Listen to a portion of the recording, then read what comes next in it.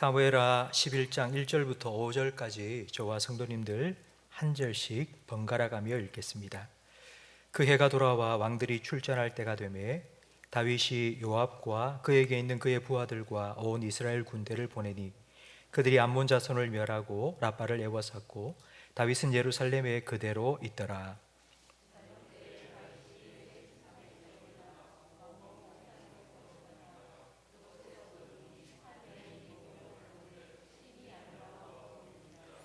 다윗이 사람을 보내 그 여인을 알아보게 하였더니 그가 아뢰되 그는 엘리암의 딸이요 햇사람 우리아의 아내 바세바가 아니니까 하니,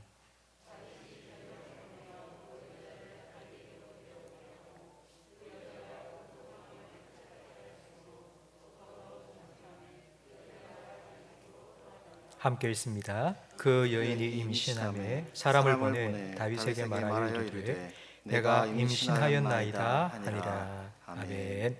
우리 좌우에 계신 분과 인사 나누겠습니다. 잘 오셨습니다. 은혜 많이 받으세요. 저는 우리 아이들이 가끔씩 옛날 앨범을 꺼내 와서 같이 보자고 할 때가 있습니다.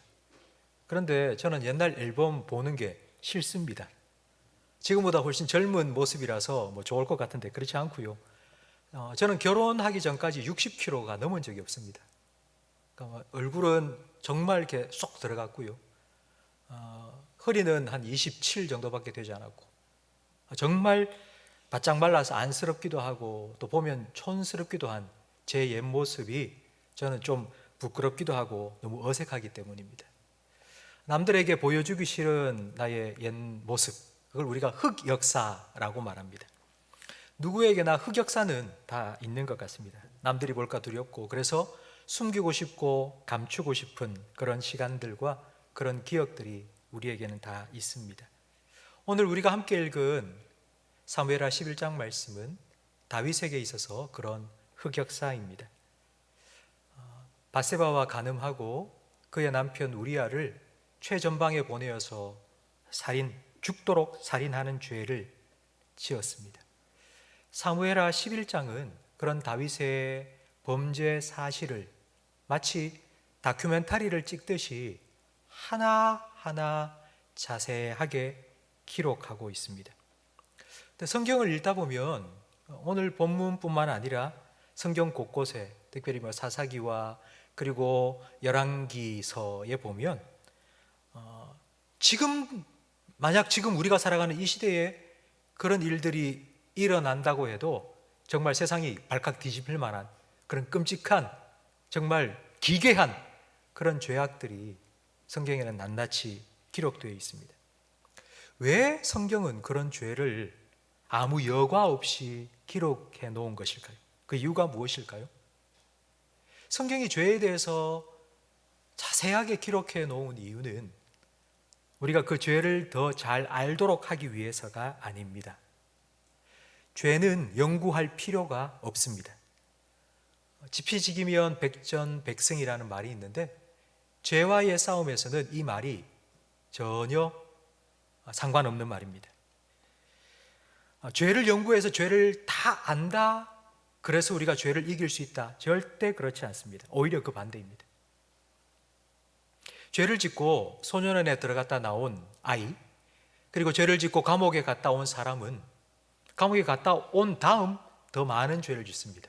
왠고하니 소년원에서 그리고 교도소에서 다른 사람 만나서 다른 범죄 방법을 배우기 때문입니다.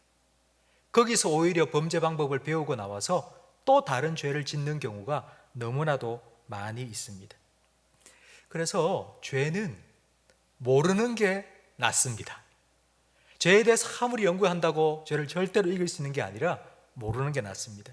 그래서 고린도전서 14장 20절 이렇게 말씀하고 있는데요, 같이 읽어보겠습니다. 형제들아, 지혜는 아이가 되지 말고 악에는 어린아이가 되라. 지혜는 장성한 사람이 되라. 악에는 어린아이가 되라. 이 말은 죄에 대해서 그렇게 알려고 할 필요가 없다는 것입니다. 모르는 게 훨씬 낫습니다. 그런데도 왜 성경에는 이 죄에 대해서 이렇게 자세하게 기록해 놓은 것일까요? 왜 죄를 이렇게 자세하게 기록해 놓은 것일까요? 그 이유가 고린도전서 10장 6절 그리고 11절 말씀에 나와 있습니다. 우리 함께 읽겠습니다. 이러한 일은 우리의 본보기가 되어 우리로 하여금 그들이 악을 즐겨한 것 같이 즐겨하는 자가 되지 않게 하려 함이니, 그들에게 일어난 이런 일은 본보기가 되고 또한 말세를 만난 우리를 깨우치기 위하여 기록되었느니라. 아멘. 죄에 대해서 알게 하기 위해서가 아니고 그 죄를 지은 사람, 죄인에 대해서 더 깊이 알아가도록 성경은 죄를 다루고 있습니다. 성경이 관심을 기울이고 있는 죄인들은 이방인들이 아닙니다. 하나님을 모르고 하나님 안 믿는 이방 사람들이 지은 죄에 대해서 성경은 별로 관심 없습니다. 그 당연한 거니까요. 하나님 안 믿는 사람이 죄 짓는 거 당연합니다. 그런데 성경에 관심을 가지고 다큐멘터리 찍듯이 세세하게 기록되어 있는 죄는 하나님 믿는 사람들의 죄입니다. 오늘 다윗도 마찬가지입니다. 다윗은 하나님 마음에 합한 사람이라는 별명을 하나님께 받은 사람입니다. 다윗의 일생에 우리 두 사람이 떠오르지 않습니까? 다윗 하면 떠오르는 첫 번째 사람은 골리앗입니다. 그리고 또 한 사람은 오늘 본문에 나오는 밧세바입니다. 여러분, 골리앗과 밧세바, 여러분, 상대가 되지 않는 두 사람 아닙니까? 그런데 다윗은 골리앗에게는 이겼습니다. 그러나 밧세바, 그 연약한 한 여인한테는 다윗이 굴복하고 말았습니다. 넘어지고 말았습니다. 여러분, 이 다윗의 모습을 통해서 죄는 그 어떤 누구도 가리지 않는다는 것을 우리는 깨달을 수 있고, 죄는 그 어떤 누구라도 무너뜨릴 수 있다는 것을 우리는 깨달을 수 있습니다. 그래서 저는 오늘 말씀을 통해서 다윗이 어떤 죄를 지었는가, 여기에 관심을 갖지 말고요, 다윗이 어떤 죄를 지었는가, 이건 우리의 관심이 아닙니다. 그게 아니라 다윗이 왜 이런 죄를 짓게 되었는지 우리는 관심을 가지며 오늘 말씀을 함께 나누길 원합니다. 이것이 숨기고 싶은 흑역사지만 성경이 자세하게 적나라하게 죄를 적어 놓은 이유입니다. 사탄은 죄를 미화합니다. 죄를 아름답게 포장합니다. 불륜이 아니라 사랑이라고 포장합니다. 사탄이 죄를 미화하고 포장하는 이유는 우리들이 죄를 더 가까이 할 수 있도록, 그러니까 거부감 없이 죄를 가까이 할 수 있도록, 그래서 하나님으로부터는 더 멀어지게 만들기 위해서입니다. 그러나 성경은 죄를 드러냅니다. 성경은 죄를 폭로합니다. 그래서 죄를 멀리하게 만들고 하나님을 더 가까이 하도록 만들어 줍니다. 그렇다면 다윗은 왜 이런 죄를 지었을까요? 다윗이 왜 이런 죄를 지었을까요? 그 이유를 우리는 1절 말씀에서 보통 찾습니다. 1절 말씀에 보니 해가 돌아와 왕이 출전할 때가 되매 다윗이 요압과 그의 모든 부하들을 전장터에 보냈습니다. 그래서 그들은 열심히 싸워서 승리했습니다. 그런데 다윗은 예루살렘에 그대로 머물러 있었다고 기록합니다. 해가 되어서 왕들이 출전할 때에, 이 말은 그 당시에 가나안 땅, 이스라엘 땅 거기에는 여러 민족들이 많이 있었습니다. 그래서 해마다 시간을 정해놓고 어느 시기가 되면 왕들이 서로 나와서 패권 다툼을 하는 겁니다. 누가 이 지역의 최고 대빵이냐, 그렇게 전쟁을 벌인 겁니다. 그런데 왕들이 다 군대를 거느리고 전쟁하는데 이번에는 다윗이 나가지 않았습니다. 다윗이 그만큼 국력이 되고 믿을 만한 군사들도 많고 그리고 군대가 크니까요. 그래서 직접 나가지 않고 신하들만, 부하들만 전장터에 보낸 것입니다. 그리고 다윗은 왕궁에 머물러 있었습니다. 그래서 다윗이 이런 죄를 범하게 된 이유가 다윗이 해야 할 일을 하지 않고 여유를 부리다가 그만 시간이 많다 보니 딴 생각하고, 그래서 마음의 방심이 찾아들고 죄를 짓게 되었다고 우리는 흔히 말합니다. 그런데 왜 우리가 이렇게 다윗이 죄를 지은 이유가 할 일을 하지 않고 방심하다가 죄를 지었다고 말하는가 하면 그 이유가 있습니다. 다윗의 이 범죄가 실수라고 말하고 싶기 때문입니다. 지금까지 다윗은 딴 생각할 겨를도 없이 열심히 달려왔습니다. 근데 이제 사방이 평안해졌습니다. 그리고 자기의 삶도 좀 편안해졌습니다. 그러다가 실수한 것이라고 우리는 생각합니다. 그러니까 이런 말입니다. 죄가 한순간에 저지른 실수라고 말하고 싶은 것입니다. 그럼 과연 그럴까요? 다윗이 죄를 지은 것, 이것이 한순간의 실수일까요? 다윗의 생애를 앞에서부터 다시 한번 쭉 살펴봤습니다. 쭉 보니까 한순간의 실수가 아닙니다. 다윗의 삶에는 지금 오늘 본문에 나온 이 죄를 짓기까지 전조 증상들이 계속되고 있었습니다. 그 증상들이 무엇인지 제가 성경 구절을 여러분과 함께 몇 구절을 좀 읽었으면 좋겠는데요. 먼저 사무엘하 5장 13절 말씀 함께 읽겠습니다. 다윗이 헤브론에서 올라온 후에 예루살렘에서 처첩들을 더 두었으므로 아들과 딸들이 또 다윗에게서 나니. 다윗이 헤브론에서 예루살렘으로 올라와서 왕이 되고 난 후에 무엇을 더 두었다고요? 첩을 더 두었다는 것입니다.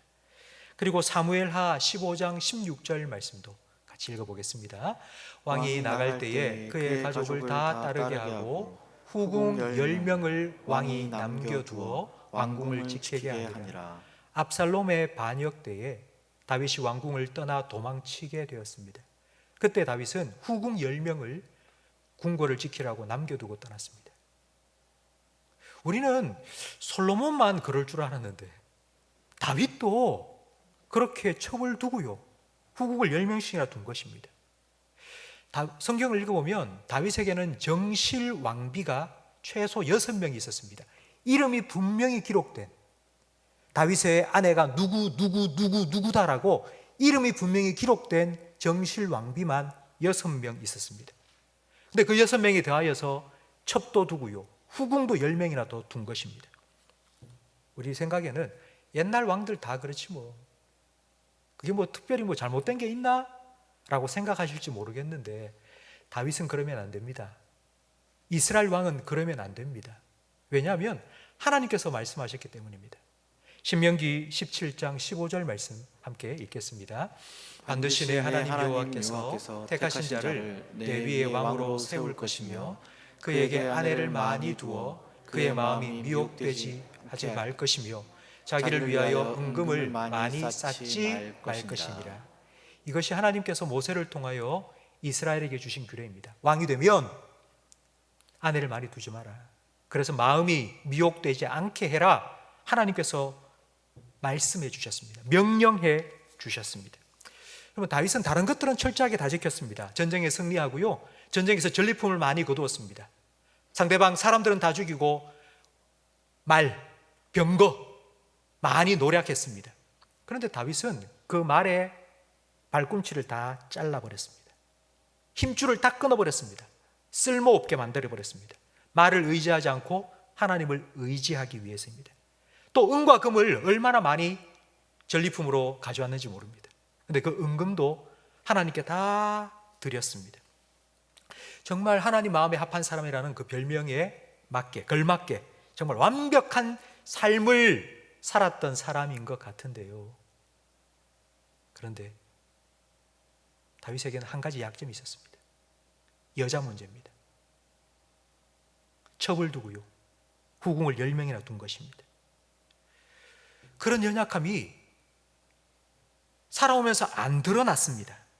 드러나지 않았던 그 약점이 오늘 본문에 갑작스럽게 푹 하고 불거진 것입니다. 저는 말씀을 준비하면서 이런 생각이 들었습니다. 이 죄라는 게 대상포진과 같다는 것입니다.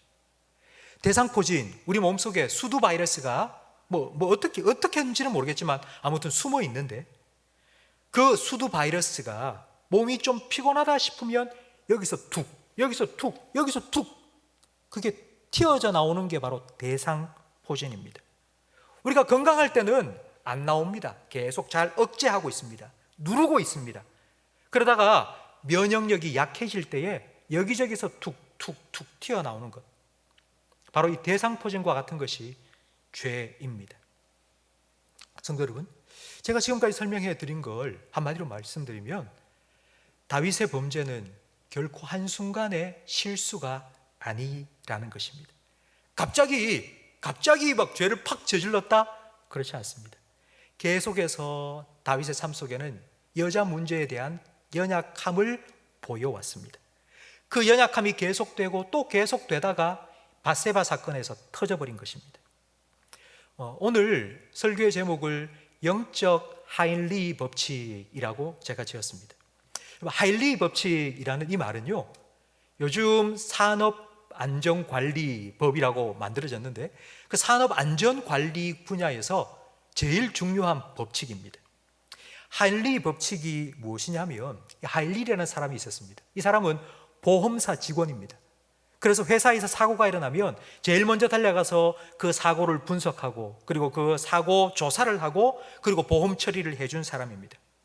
그런데 회사에서 대형 사고가 일어나기 전에는 반드시 그와 비슷한 수십 건의 사고가 앞에 일어났다는 것입니다. 그리고 또 그 이전에 큰 사고, 어떤 눈에 보이는 사고는 아니지만 또 수백 번의 비슷한 전조 증상들이 있었다는 것을 발견하게 된 것입니다. 그래서 그 하일리라는 사람이 그걸 법칙으로 만들었습니다. 제가 그림을 하나 보여드리겠습니다. 바로 이게 하인리 법칙입니다. 300번의 사소한 어떤 징조가 있었습니다. 그 300번 중에 29번의 사고가 뻥뻥 터졌습니다. 근데 이 사고 때문에 사람이 크게 다치거나 죽거나 그런 일은 없습니다. 그런데 그 29번의 경미한 사고가 어느 날 하나의 사망사고, 큰 재해로 터지게 된다는 것입니다. 그럼 하일리 법칙이 말하고자 하는 바가 바로 이것입니다. 대형 사고가 일어나기 전에는 수십 번, 수백 번의 전조 증상이 계속 나타나다가 대형 사고가 터진다라는 것입니다. 그래서 작은 사고, 경미한 사고 우습게 여기지 말라는 것입니다. 미리미리 조치하고 잘 차단하고 방치해두면 큰 사고가 되지만 잘 방제를 하면 일어나지 않는다라는 것입니다. 오늘 본문에 나오는 다윗의 범죄도 그와 같습니다. 한순간의 실수가 아닙니다. 오랫동안 전조증상이 그의 삶 속에 있었습니다. 연약함이 계속 이어져 오다가 상황이 딱 맞아떨어지자 대상포진이 팍 터진 것처럼 그의 죄의 문제가 터져버린 것입니다. 그 상황이라는 것이 바로 1절에 나오는, 자기 부하들은 전부 전장에 보내놓고는 자기는 왕궁에 앉아 있습니다. 자기는 나서지 않을 정도로 국력이 커진 것입니다. 편안해졌습니다. 편안해지니까 마음도 편해졌습니다. 그리고는 마음의 방심이 찾아오게 된 것입니다. 우리는 다윗의 삶을 너무나도 잘 알고 있습니다. 다윗은 정말 치열하게 살아왔습니다. 다윗은 이렇게 말했죠. 나와 죽음 사이는 한 걸음뿐이라고. 여러분, 그렇게 늘 죽음을 가까이 하며 살아왔던 다윗이 얼마나 하나님을 찾았겠습니까? 늘 하나님 찾고 하나님 부르짖고 하나님 의지하며 살아왔던 다윗입니다. 그의 일평생 동안 그는 그렇게 치열하게 하나님만 의지하며 살아왔습니다. 그런데 평안이 찾아왔습니다. 평안이 찾아왔습니다. 편해지기 시작했습니다. 마음이 방심합니다. 여러분, 영적으로도 방심하기 시작합니다. 여러분, 2절 말씀해 보십시오. 2절에 보니 저녁 때에 다윗이 그의 침상에서 일어나, 밤도 아니고요, 저녁 때에, 지금 이 시점쯤 되는 이 시간쯤 되는데 지금 다윗이 침상에서 일어난 겁니다. 그러니까 이 말은 하루 종일 침대에서 뒹굴뒹굴한 겁니다. 아니, 자기 부하들은 전장에 놔놓고 자기는 그냥 할 일이 없어서 침대에 누웠다가 일어났다가 빈둥빈둥거리다가. 여러분, 만약 자기 부하를 전장에 내놓았으면 기도해야 되지 않겠습니까? 하나님 지켜달라고, 우리 부하들 승리 거두게 해달라고. 아니, 그렇게 기도해도 모자랄 그때에 다윗은 그냥 누워가지고 빈둥빈둥거리다가 저녁 때에 쓱 일어나가지고는 어디 재밌는 일 없나 살펴보다가 목욕하고 있는 여인을 보게 된 것입니다. 편함은 방심을 불러오게 되었고 결국 그 방심을 틈타 욕망의 불씨가 탁 튀어들고 한순간에 확 타버린 것입니다. 성도 여러분, 다윗이 죄를 짓는 이 과정을 살펴보면 다윗은 자기 자신과 싸우지 않아서 결국 죄를 짓게 되었다는 것을 우리는 깨달을 수 있습니다. 죄와 싸울 게 아니고 자기 자신과 싸워야 합니다. 지금 우리는 코로나와의 전쟁을 치르고 있습니다. 우리가 코로나와 어떻게 전쟁을 치르고 싸우고 있습니까? 우리가 코로나와 싸워서 이길 수 있는 방법이 무엇입니까? 우리가 코로나 바이러스를 하나하나 찾아서 그걸 다 없애버리면 우리가 승리할 수 있을까요? 그럴 수 없습니다. 눈에 보이지 않는 바이러스를 우리가 어떻게 찾아서 다 죽일 수 있단 말입니까? 그건 불가능한 일입니다. 코로나와의 전쟁에서 우리가 이길 수 있기 위해서는 마스크를 착용 잘해야죠. 손 씻기 잘해야죠. 자기 개인 방역 수칙을 잘 지켜야죠. 나 자신을 잘 지켜야죠. 그리고 또 하나는 면역력을 키워야 됩니다. 지금 우리가 코로나를 종식시킬 것이라고 기대하게 만드는 백신, 여러분 백신 주사를 맞는 이유도 몸 안에 면역력을 키우기 위해서 우리가 주사를 맞는 것입니다. 면역력이 있으면 우리는 이겨낼 수 있습니다. 제가 우리 교회에 부임할 때에 제 은사 목사님께서 저한테 해주신 말씀을 저는 지금까지 잊지 않고 늘 기억합니다. 목사님께서 이런 말씀을 해주셨습니다. 문제 해결하는 목회하지 마라.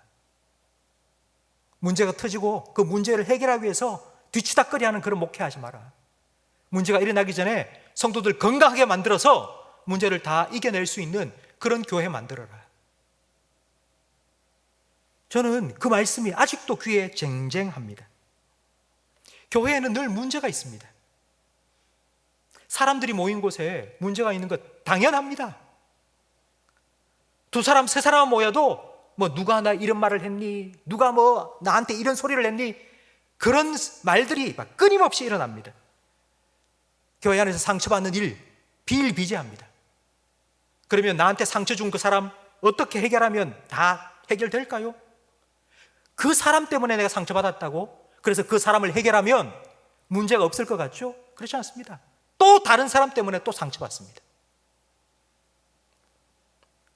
저 사람 때문에, 이 사람 때문에 내가 힘들다가 아니라 내가 건강해야죠.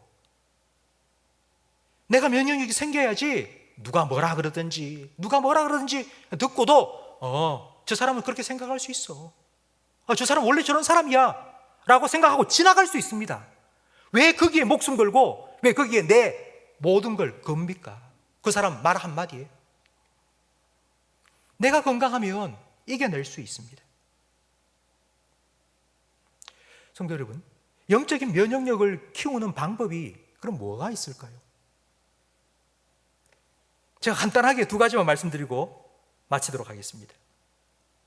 시편 1편 말씀에 보면 시편 1편 말씀에는 죄가 어떻게 조금씩 마치 눈덩이가 불어나듯이 죄가 어떻게 자라가는지를 우리에게 잘 보여주고 있는데요. 우리 함께 읽어볼까요? 시편 1편 1절 2절 말씀. 복 있는 사람은 악인들의 꾀를 따르지 아니하며 죄인들의 길에 서지 아니하며 오만한 자들의 자리에 앉지 아니하고 오직 여호와의 율법을 즐거워하여 그의 율법을 주야로 묵상하는도다. 아멘. 처음에는 악인들의 생각이 머릿속에 딱 들어옵니다. 그걸 우리가 유혹을 딱 던져주는 거라고 할 수 있습니다. 그냥 생각이 딱 떠오르는 거예요. 그렇게 해볼까? 저렇게 한번 해볼까? 이런 마음이 쑥 들어옵니다. 그런데 거기서 끝나는 게 아니고요. 죄인들의 길에 섭니다. 길에 선다는 말은 죄인들과 함께 그 죄 짓는 곳으로 걸어간다는 말입니다. 그리고 거기서 끝나는 게 아니라 오만한 자들의 자리에 함께 앉습니다.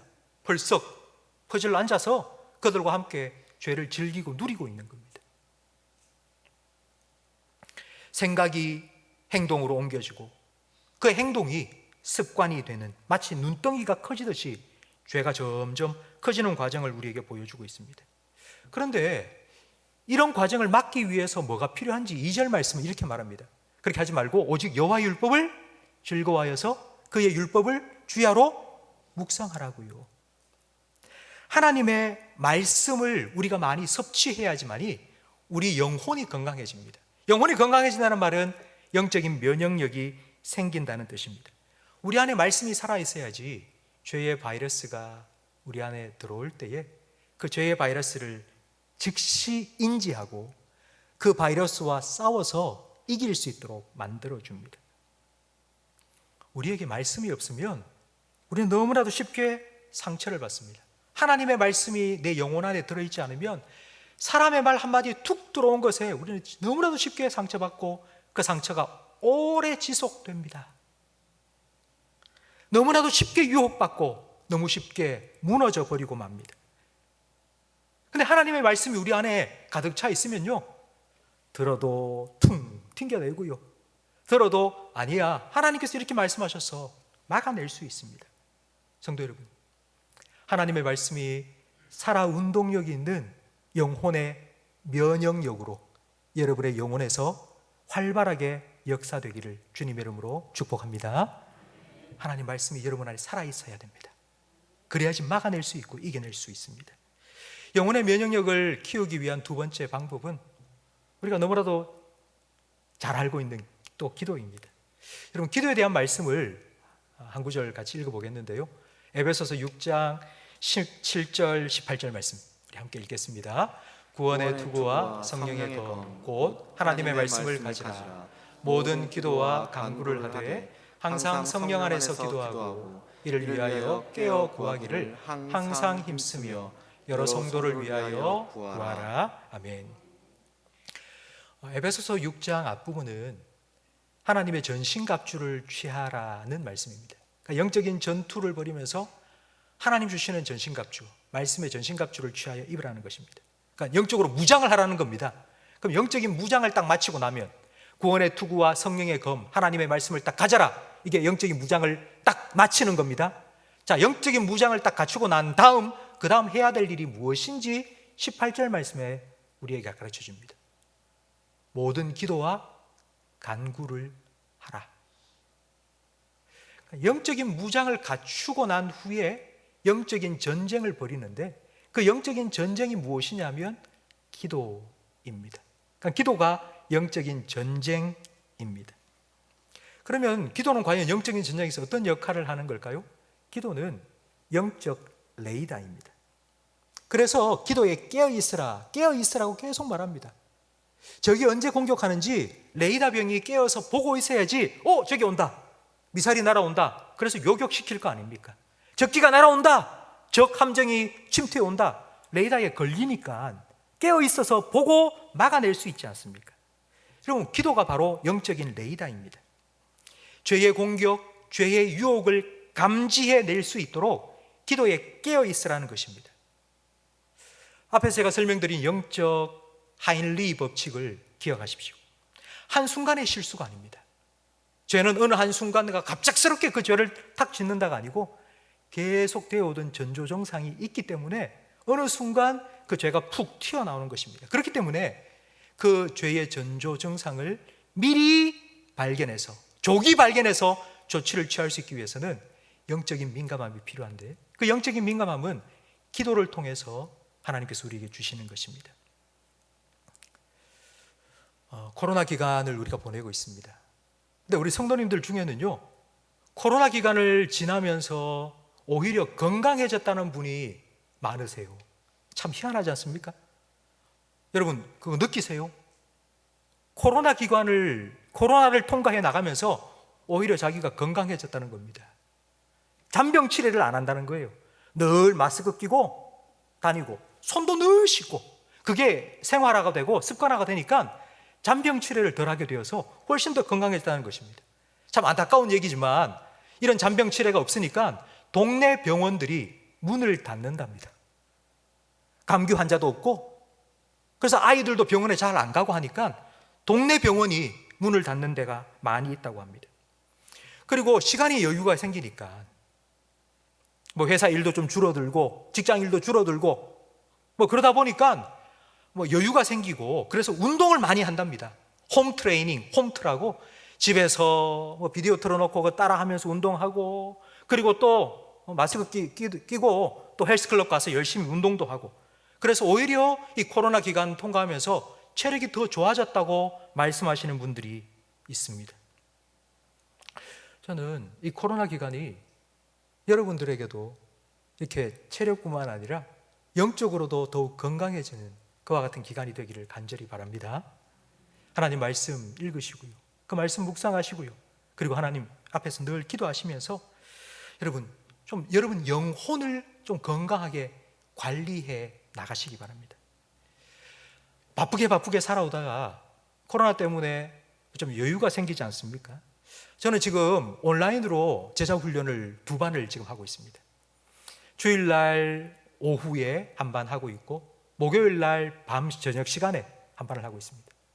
그런데 목요일날 저녁 시간에 훈련 받으시는 한 분이 갑자기 목사님 감사할 일이 있습니다 라고 하시는 거예요. 그래, 뭐가 감사냐니까 코로나 여파로 인해서 직장이 문을 닫았다는 거예요. 그래서 직장 문을 안 닫으면 자기가 그 7시 반에 훈련 시간 지키는 게 힘들었는데 갑자기 직장 문을 닫는 바람에 내가 훈련 시간을 잘 지킬 수 있어서 감사하다고. 제가 그 얘기를 들으면서 뭐 웃어야 할지 울어야 할지, 그런데도 감사하더라고요. 여유가 생기는 그 시간, 다윗처럼 앉아서 뭐 하지, 뭐 재미있는 일 없나 가 아니라 우리 영혼을 돌보고 영혼을 더 건강하게 만들어가는 여러분이 되시기를 간절히 바랍니다. 말씀의 면역력 기르시고요, 그리고 기도의 민감함을 유지해 나가시고요, 그래서 코로나와 같은 죄의 바이러스를 잘 막아내시고 죄와는 더 멀어지고 주님과는 더 가까워져서 영적으로 더욱 건강한 우리 모든 성도님들이 되시기를 주님의 이름으로 축원합니다. 오늘 말씀을 생각하시면서 주께 가까이 우리 함께 찬양 드리겠습니다.